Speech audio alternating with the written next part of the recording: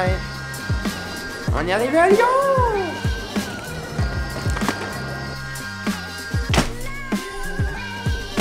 Nouveau vlog aujourd'hui, je vais vous parler un petit peu de mon périple que j'ai fait pendant 7 jours avec ma petite chérie.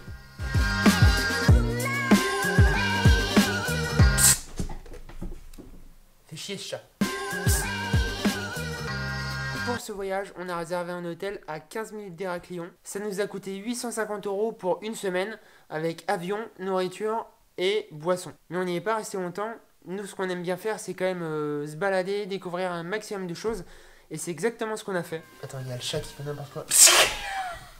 Alors, jour 1, on va pas s'y attarder longtemps. C'était le voyage de Lyon jusqu'à Héraclion. Ça nous a pris 3 heures. Et ensuite, on a pris position de l'hôtel. Voilà. Rien de très intéressant non plus. Dès le deuxième jour, on a loué une première voiture. Thank you very much. See you tonight. Okay. Une très sexy Chevrolet Spark de 60 chevaux. Autant de vous dire que c'était un missile atomique. Donc pour ce premier jour, on s'est concentré dans la région d'Héraclion, qui est la région de notre hôtel. Et on a tout de suite commencé par la capitale, Héraclion. On a mangé un bout là-bas, dans un restaurant qui était recommandé par le guide. C'était super bon.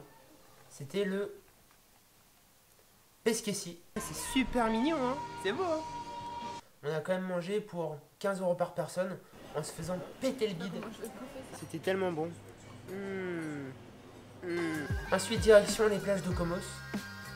Plage tout au sud de l'île, avec plein de petites routes comme ça, tac.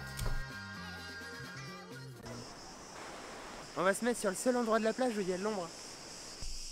C'est chaud, putain. Ah, c'est chaud.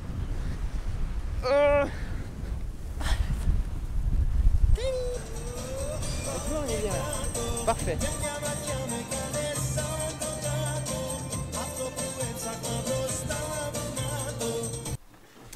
Jour 3, pas de voiture.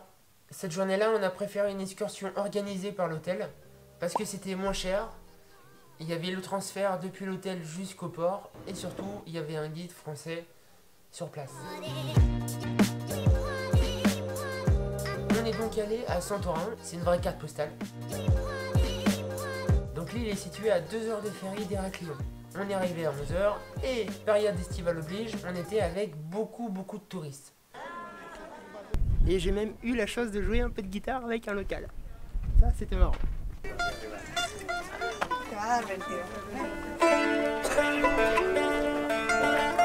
We play you take like this here.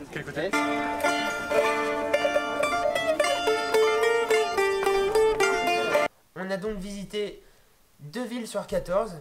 Ya, qui est la carte postale de l'île, et Fira, qui est la deuxième ville la plus importante, et qui rejoint un petit peu Ya dans son architecture et dans son style.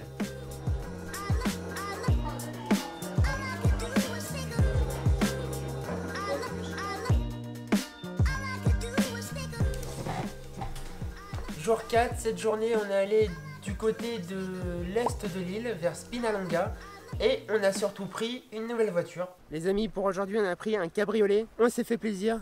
C'est une magnifique 206. Bon, faut avouer qu'elle était un peu cassée de partout. Les boutons fonctionnaient mal, ça grinçait de partout, etc.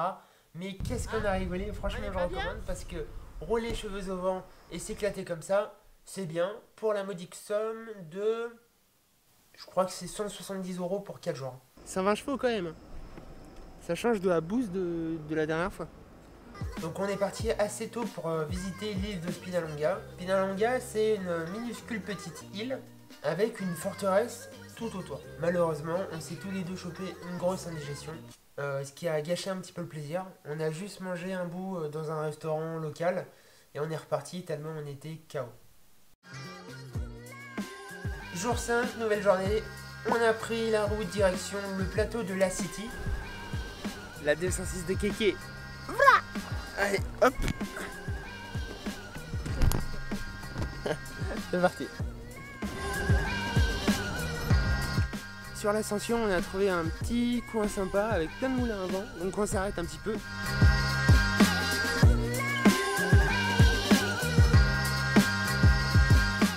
Gaël, faut que tu essayes de monter dans la voiture sans ouvrir la porte. T'es prête ?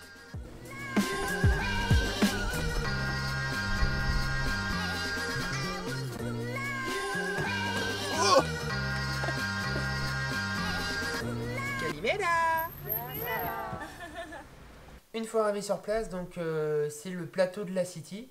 L'activité phare à faire, c'est monter. On a à peu près 800 mètres de montée à pied à faire. On peut monter avec un âne, ça vous coûtera 10 €. Une fois là-haut, on peut découvrir la grotte où Zeus est né. Attention, pas mal. C'est assez rapide, mais ça vaut le détour. C'est une grotte plutôt spectaculaire qui descend assez profond. On dirait une sorte de morve, un petit peu. Toujours en suivant le guide, on a trouvé une petite taverne typique, tout près du plateau de la City. Et ici, on a fait connaissance de 2 retraités qui sillonnent l'île depuis 2 mois. On leur a parlé un petit peu de ce qu'on voulait faire, donc aller à l'île de Vaille, tout à l'est de l'île. Et ils nous ont dit que c'était une très mauvaise idée. Pourquoi? Parce que c'est cher, les plages sont payantes, le parking est payant, et ça vaut vraiment pas le détour. Ils nous ont alors recommandé Cerro Campos, une plage totalement désertée par les touristes. Ils nous ont vraiment dit que c'était le bout du monde, et c'était vraiment le bout du monde pour y aller. La seule route qui y va nous fait gravir un col, mais ça nous a fait découvrir des paysages absolument magnifiques. On est arrivé du coup un peu tard là-bas, à 17 h, parce qu'il y avait quand même pas mal de routes. Mais ce qui était cool, c'était qu'il y avait maximum 15 voitures, donc presque pas de touristes. Quand on s'est baigné, on était seuls sur la plage. Franchement, merci messieurs, dames les retraités. Ça fait plaisir.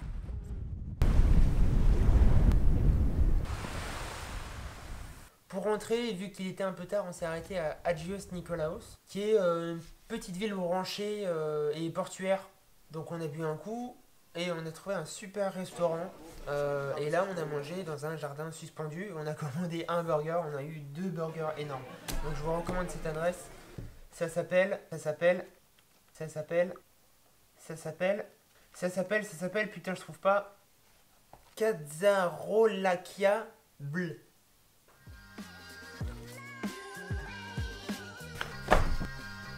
Jour 6, comme on est rentré un peu tard la veille à 1 h du matin, on est parti donc un peu plus tard de l'hôtel. On est parti après-midi.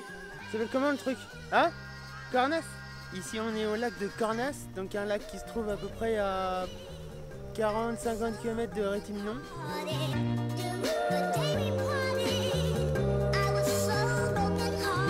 On est allé plus du côté de Rétimnon, où on a découvert cette magnifique ville avec plein de petites ruelles sympas, etc. On a même chassé le Pokémon là-bas.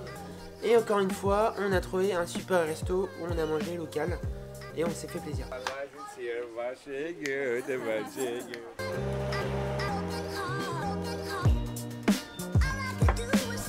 Verdict, on se régale. C'est super bon, je recommande.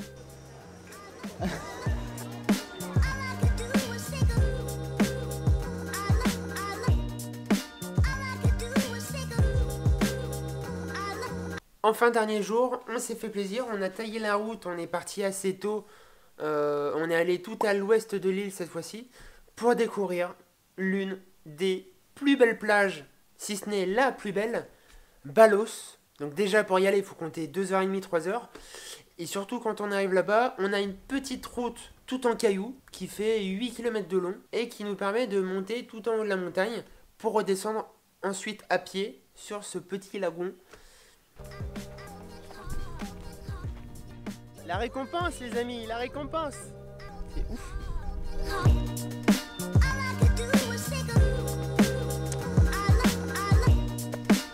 Ça vaut le détour. Une fois là-bas, en descendant, mais on s'est dit mais qu'est-ce que c'est que ça? C'est juste magnifique.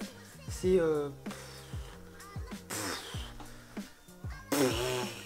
c'est dingue, c'est dingue.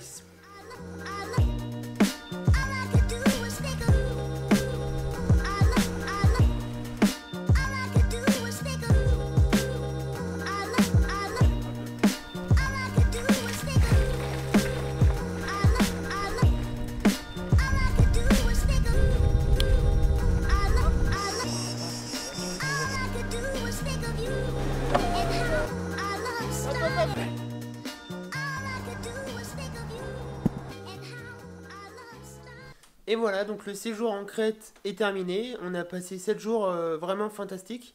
Pour finir, je ne peux que vous recommander de vous abonner à ma chaîne, ça me fera plaisir, et de mettre un pouce bleu. A bientôt, bonne journée, salut!